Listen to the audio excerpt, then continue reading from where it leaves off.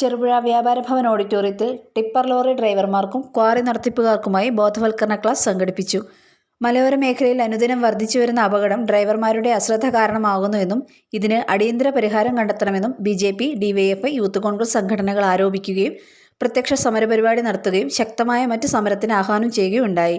ഇതിനോടനുബന്ധിച്ച് നിരപരാധികളുടെ ജീവൻ തന്നെ പൊലിഞ്ഞുപോകുന്ന വേദനാജനകമായ സാഹചര്യത്തിൽ ചെറുപുഴ പോലീസ് മുൻകൈയെടുത്ത് സംഘടിപ്പിച്ച ബോധവൽക്കരണ ക്ലാസാണ് വ്യാപാര ഭവൻ ഓഡിറ്റോറിയത്തിൽ വെച്ച് നടന്നത്. ക്ലാസ്സിൽ Janamaithri beat officer Shri Sahadevan VP. സ്വാഗതവും sub inspector Shri Roychan P D. അധ്യക്ഷതയും വഹിച്ചു. Station house officer Shri TP. Dinesh sub inspector class ഉദ്ഘാടനം ചെയ്തു. സ്റ്റേഷൻ എ.എസ്.ഐ ശ്രീ നബീസ് റഹ്മാൻ ബോധവൽക്കരണ ക്ലാസ് എടുത്തു. ബോധവൽക്കരണ ക്ലാസ്സിൽ 100ഓളം ആളുകൾ പങ്കെടുത്തു.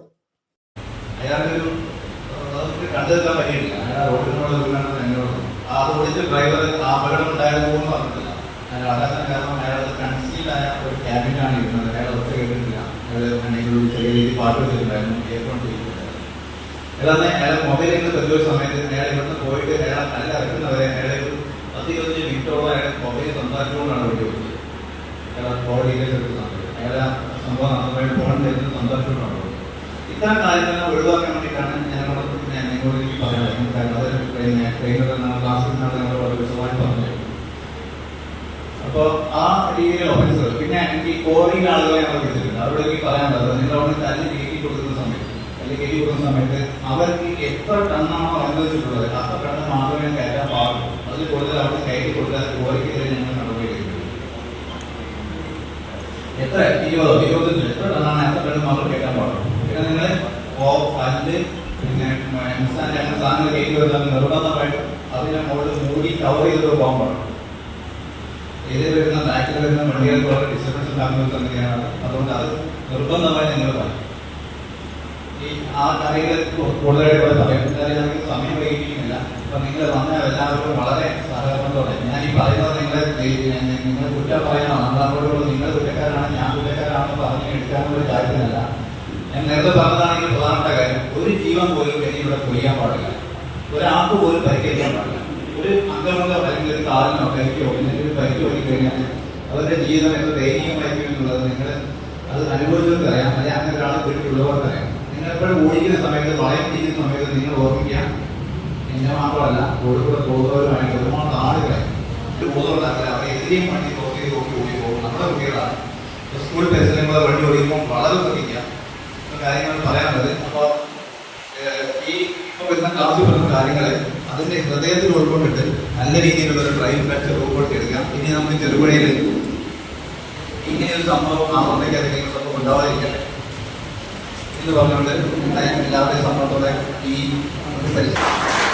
ഡ്രൈവർ ജോലി എടുക്കുന്ന പ്രിയപ്പെട്ട സഹോദരങ്ങൾ, ഈ ക്ലാസ്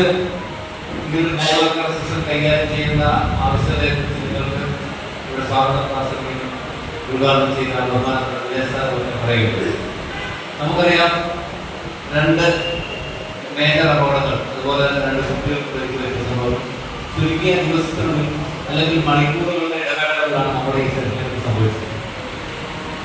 അപ്പോൾ എന്തുകൊണ്ട് അപകടങ്ങൾ ഉണ്ടാകുന്നു എന്നുള്ളതിന് ഒരുപക്ഷെ എന്നേക്കാളധികം റോഡുകളിൽ ജീവിക്കുന്ന, റോഡുകളിൽ നിരന്തരം സമ്മർദ്ദം അറിയാൻ കഴിയും. പക്ഷേ എങ്കിലും ഇടയ്ക്കിടയ്ക്ക് നമുക്ക് നമ്മുടെ വാഹനവുമായി ഇറങ്ങി കഴിയുമ്പോൾ അറിയാതെ മറന്നു. ശരിയല്ലേ? ഇപ്പൊ ഇവിടെ ചെറുപുഴയിലൊരു അപകടം ഉണ്ടായി. അത് ശരിക്കും ആരുടെ കുറ്റമാണ്?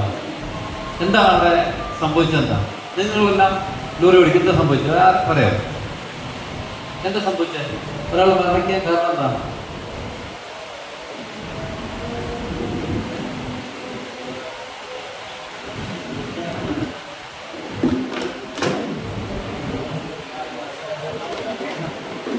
അപ്പൊ സ്കൂട്ടിയെ തിരുവേലി ഭാഗത്തൊരു വാഹനം വന്നു.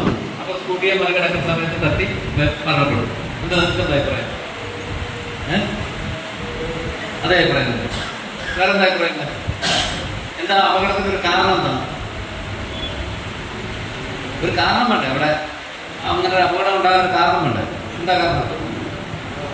തിരുവേലി ഭാഗത്ത് വാഹനം വന്നാണോ? ഇല്ല, നമുക്ക് അറിയാം. നമ്മളതിനെ നിയമപരമായിട്ട് നമുക്ക് അനലൈസ് ചെയ്ത് നോക്കാം. അതൊരു ജംഗ്ഷനാണ്. ആർക്കെങ്കിലും എതിരഭിപ്രായമുണ്ടോ? ഇല്ല. അപ്പോൾ ഒരു ജംഗ്ഷനിൽ നമ്മൾ പാലിക്കേണ്ട ട്രാഫിക് റൂൾസ് എന്താണ്? എന്തൊക്കെയാണ്? നമ്മളൊരു മെയിൻ റോഡിലേക്ക് വന്ന് വാഹനം ഇറങ്ങുമ്പോൾ ആർക്കാ പ്രയോറിറ്റി കൊടുക്കണ്ടേ? ആർക്കാ? മെയിൻ റോഡിൽ പോകുന്ന വാഹനങ്ങൾക്ക്. ആർക്കെങ്കിലും എതിരഭിപ്രായം ഉണ്ടോ? ആർക്കും എതിരഭിപ്രായമില്ല. ഇപ്പൊ നമ്മുടെ മീൻസ് നമ്മുടെ തിരുവേലി ജംഗ്ഷനിലാണെങ്കിൽ ഏത് റോഡിലാണ് മെയിൻ റോഡായി നമുക്ക് പരിഗണിക്കുക? പുളിങ്ങാ പയ്യന്നൂർ നമ്മുടെ ഈ റോഡ് അതിൽ എതിർപ്പില്ല. അപ്പോ എന്ത് ചെയ്യണം? നമ്മൾ ആ റോഡ് ജംഗ്ഷനിലേക്ക് ഇറങ്ങുന്ന ആൾ നിയമത്തിൽ എന്താ പറയുക, സ്ലോ ഡൗൺ ചെയ്ത്, അല്ലേ? വണ്ടി പതിയെ സാവധാനം വന്ന് വണ്ടി ഇതിലെ പാസ് ചെയ്യുന്നുണ്ടെങ്കിൽ നിർത്തി കൊടുത്ത ശേഷം എന്ത് ചെയ്യണം? നമ്മൾ പാസ് ചെയ്ത് പോകണം. അതുപോലെ ജംഗ്ഷനിൽ വേറെ നിയമം കൊടുക്കുന്നത് എന്താണ്? ഓവർടേക്കിംഗ് പ്രൊഹിബിറ്റഡ് ആണ്, നിരോധിതമാണ്. ഓവർടേക്കിംഗ് പ്രൊഹിബിറ്റഡ് ആണ്. അപ്പൊ എന്ത് ചെയ്യാൻ പാടില്ല? അവിടെ എന്തൊക്കെ സാഹചര്യങ്ങൾ ഉണ്ടായാലും നമ്മളൊരു വാഹനത്തെ ഓവർടേക്കിംഗ് ചെയ്യാൻ പാടില്ല. ഓക്കെ. അപ്പൊ നമുക്കറിയാം നമ്മുടെ രാജ്യത്ത് ഏതാണ്ട് 1,40,000 ആളുകൾ 1,40,000 ആളുകൾ ഒരു വർഷത്തിൽ റോഡിൽ കൊല്ലപ്പെടുന്നു, അല്ലേ? നമ്മുടെ ഒരു പാർലമെന്റ് നിയോജക മണ്ഡലത്തിൽ ഏതാണ്ട് വോട്ടർമാരാണ്, അല്ലേ?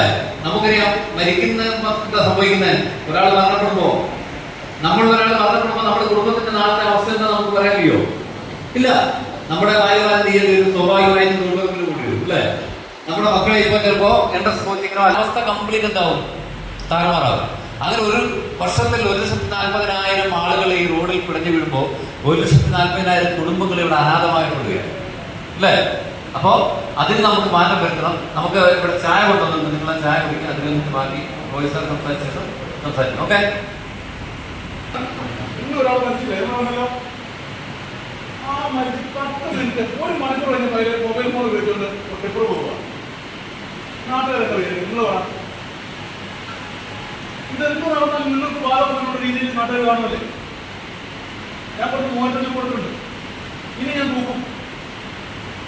ഇനി ഞാൻ ലോഡ് തൂക്കും.